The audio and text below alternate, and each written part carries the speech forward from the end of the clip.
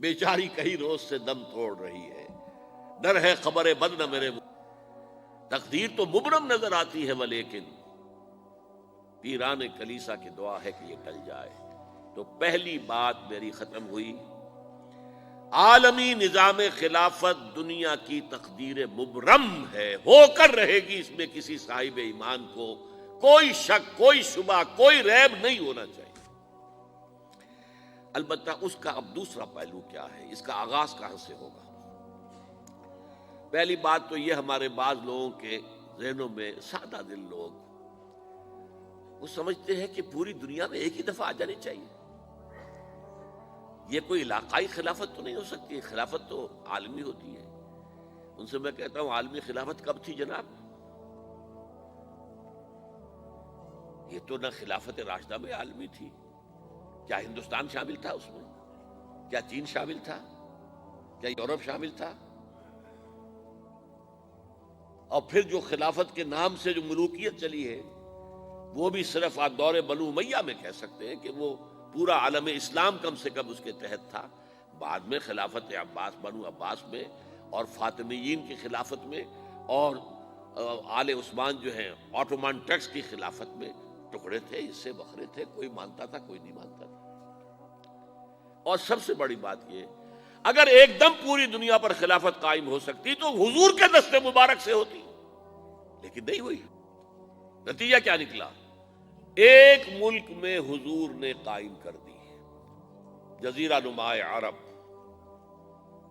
یہاں خلافت قائم ہو گئی، حضور خلیفہ ہے۔ اس کے بعد آپ کے خلفائے راشدین نے پھر اس کو وسعت دی، شرقاً غرباً شمالاً، 3 کالمز نکلے ہیں فوجوں کے، صحابہ کرام کے، 3 کالمز، ایک ایسٹ ورڈ، ایک ویسٹ ورڈ، ایک نارتھ ورڈ۔ ایک عراق کو فتح کرتے ہوئے ایران میں پہنچ گیا، خراسان تک چلا گیا۔ ایک شام کو فتح کرتے ہوئے اور پھر سینائی پیننسولا سے ہو کر افریقہ میں داخل ہوا اور اٹلانٹک تک پہنچ گیا۔ تیسرا سیدھا شمال میں گیا، لیکن یہ زیادہ دور نہیں جا سکتا تھا، کوکیشین ماؤنٹینز آ گئے، کوہ قاف۔ اس زمانے میں تو یہ یوں سمجھیے کہ امپیسیبل تھا نا، کوہ قاف، لہذا وہاں آ کر رک گیا بابا۔ اب بھی یہ ہوگا، کسی ایک جگہ سے شروع ہوگا پھر پھیلے گا، اس کے سوا کوئی چارہ کار ہے ہی نہیں۔ اگر ہر جگہ پوری دنیا میں ایک ہی وقت میں ہو سکتا تو حضور کے دست مبارک سے ہوتا صلی اللہ علیہ وسلم۔ اب وہ نقطہ کون سا ہوگا، نقطہ آغاز کون سا ہوگا؟ اس میں پہلی بات تو میں نے کہا، جو شک کرے گا اس کا پھر ایمان مشکوک ہے، ہوگا، لازماً ہوگا، گلوبل ہوگا، پوری دنیا میں ہوگا۔ کہاں سے شروع ہوگا اس میں آپ اختلاف کر سکتے ہیں، لیکن مجھے تو 2 حدیثیں تو ملی ہیں جن سے یہ اندازہ ہوتا ہے کہ یہ اس مشرقی خطے سے ہوگا، عرب کے مشرق کی جانب کسی ملک سے ہوگا، کسی خطے سے ہوگا۔ وہ حدیثیں بھی اب آپ پڑھ لیجیے پہلے، پھر میں کہہ رہا ہوں یہ خزانہ ہے جو ہم نے آپ کی خدمت میں پیش کیا ہے، کاش کہ آپ اس کی قدر کر سکیں، یہ حدیثیں آپ کو ازبر ہو جائیں، یاد ہو جائیں، لوح قلب پر نقش ہو جائیں۔ ہندوستان اور خراسان یعنی موجودہ افغانستان کا ذکر، ابن ماجہ کی روایت ہے، عن عبداللہ ابن الحارث رضی اللہ تعالی عنہ قال رسول اللہ صلی اللہ علیہ وسلم یخرج ناس من المشرق یؤتئون للمہدی یعنی سلطانہ، یعنی سلطانہ، دونوں طرح سے پڑھ سکتے ہیں۔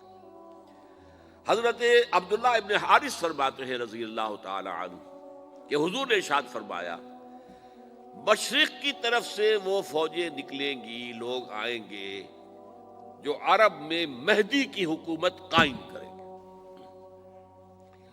یہ مہدی کون ہوں گے اس کا ذکر میں ذرا بعد میں کروں گا، لیکن نوٹ کر لیجئے کہ مہدی سے پہلے لازماً کسی مشرقی علاقے کے اندر وہ نظام قائم ہو چکے گا، تب وہاں سے فوجیں آئیں گی نا۔ یہ مشرق کون سا ہے؟ عرب کے مشرق میں آپ چلیے، ایران بھی آ جائے گا، افغانستان بھی ہے، پاکستان بھی ہے، اور اگر اسے اور توسیع دیں تو ہندوستان بھی ہے۔ یہ ہے عرب کا مشرق۔ اس سے فوجیں جائیں گی۔ اس کا کیا مطلب ہے کہ اس میں سے کسی جگہ پر نظام خلافت پہلے قائم ہو جائے گا تاکہ وہاں سے فوجیں جائیں گی جو جزیرہ نما عرب میں حضرت مہدی کی حکومت کو قائم کریں گی۔ اب دوسری حدیث سنیے، یہ سنن ابن ماجہ کی حدیث تھی جو میں نے آپ کو سنائی، آپ نے پڑھی۔ دوسری عن ابی ہریرہ رضی اللہ تعالی عنہ، یہ ترمذی شریف کی روایت ہے، قال قال رسول اللہ صلی اللہ علیہ وسلم یخرج من خراسان رایات سود لا يردها شیء حتی تنصب بإیلیا۔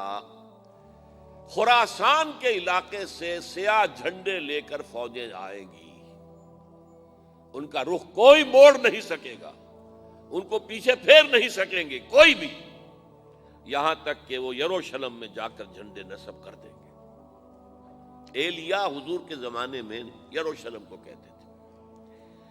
یہ یروشلم تھا جب حضرت سلیمان کی حکومت تھی اور یہاں پر معبد سلیمانی، ہیکل سلیمانی قائم ہوا، پھر یہ یروشلم ہی رہا ہے تاریخ میں، یہاں تک کہ سن 70 عیسوی میں جب ٹائٹس رومی جنرل نے اس کو گرایا، ختم کیا، سیکنڈ ٹیمپل گرا دیا اور یہاں سے یہودیوں کو کہا نکل جاؤ، یہاں سے کوئی یہودی باقی نہیں رہا، تب بالکل تہو بالا برباد کر دیا۔ اس کے کوئی 150 سال بعد ہیڈریان، رومن ایمپرر ہیڈریان، اس نے پھر دوبارہ آباد کیا اس شہر کو۔ 150 سال تک یہ بالکل بنجر اور بالکل غیر آباد پڑا تھا۔ اب ہیڈریان نے جب آباد کیا تو اس کا نام ایلیا رکھا، اب یروشلم نام نہیں تھا۔ تو حضور کے زمانے میں پھر اس کا نام ایلیا تھا، اور اب اس سے کیا معلوم ہو رہا ہے کہ یہ یروشلم مسلمانوں کے قبضے سے اس وقت نکلا ہوا ہوگا۔ ایک دفعہ پہلے نکلا تھا، سن 1099 عیسوی میں مسلمانوں کے ہاتھ سے نکلا، کروسیڈرز عیسائیوں نے آ کر اس کو قبضے میں کیا، لاکھوں مسلمانوں کو مارا، قتل کیا۔ اس کو 1187 عیسوی میں واپس لیا ہے۔ کس نے لیا ہے؟ صلاح الدین ایوبی، کرد۔